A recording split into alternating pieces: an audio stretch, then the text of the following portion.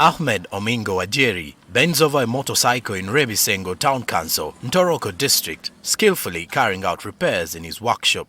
Tools hang neatly on racks, spare parts are stacked on shelves, and the workshop is alive with the sound of work. Just 3 years ago, a scene like this would have been unimaginable. Back then, Ajeri borrowed space to fix motorcycles, struggling to make ends meet.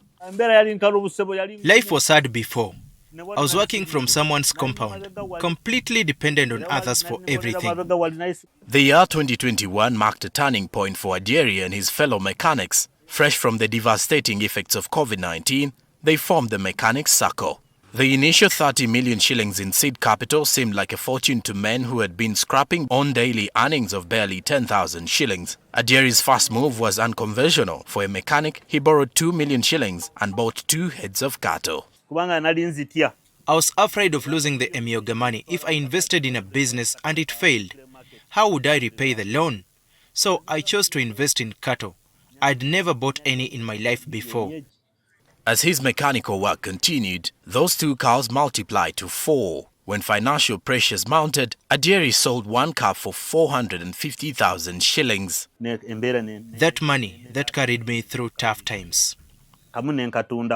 The real change came with a second injection of 20 million shillings. Ajeri approached his circle leaders for a 10 million shilling loan to set up a garage and spare parts shop with fellow association members. They gave us the money and we went to Kampala and bought stock for bicycle spares and established the shop.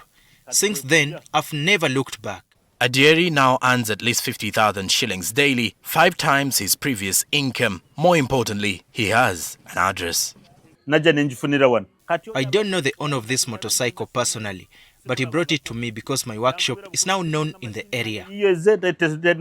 Ajeri's success reaches far beyond himself. He has bought land, built a house and started a small business for his wife, who now sells milk and is an active circle member. Most proudly, his eldest son, now in Senior 5, is attending a better school in Fort Portal with all his fees fully paid.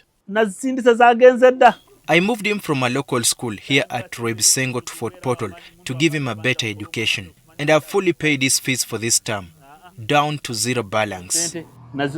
Not far from Ajeri's workshop, 28-year-old John Mugisa has grown from a small-scale spare parts dealer into the owner of a full-service automotive center, employing 25 young people, many of whom are learning the trade. Before Emyooga, I ran a small spare parts shop and could only earn about 100,000 to 150,000 shillings a day. Now with my own full service center, I earn at least 500,000 shillings daily.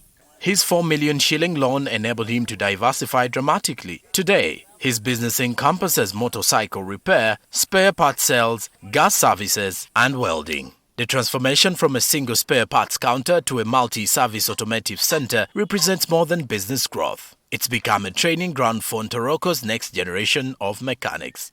But success brings its own challenges. Mugisa's rapid growth has outpaced his infrastructure. I need like 6 gas cylinders, but I currently have 1. I need more welding machines, but I only have 2. I have many mechanics, but with a few toolboxes. His solution? An even bigger loan. But the circle's funds are stretched thin, leading Mugisa to make a direct appeal. I request the government to add us more money. The Emyooga effect extends beyond the mechanical trades. Joseph Bamanya's story illustrates how the program has touched diverse sectors in Rwebisengo. Operating a stationery shop in the town center, Bamanya has transformed the modest operation into a comprehensive business service center. Yeah, the community knows me. I started from scratch. I was a street kid. 3 loans later, with his most recent being 2.5 million shillings, Bamanya's shop now features multiple computers, a colored printer and an A3 printer. His daily earnings have jumped from 20,000 shillings to over 100,000 shillings. Between 100,000 and 300,000 per day. These stories represent hundreds of similar transformations across Ntoroko District. What began as a government program has evolved into something more profound, a restoration of hope and dignity for people who had been forgotten by traditional financial systems.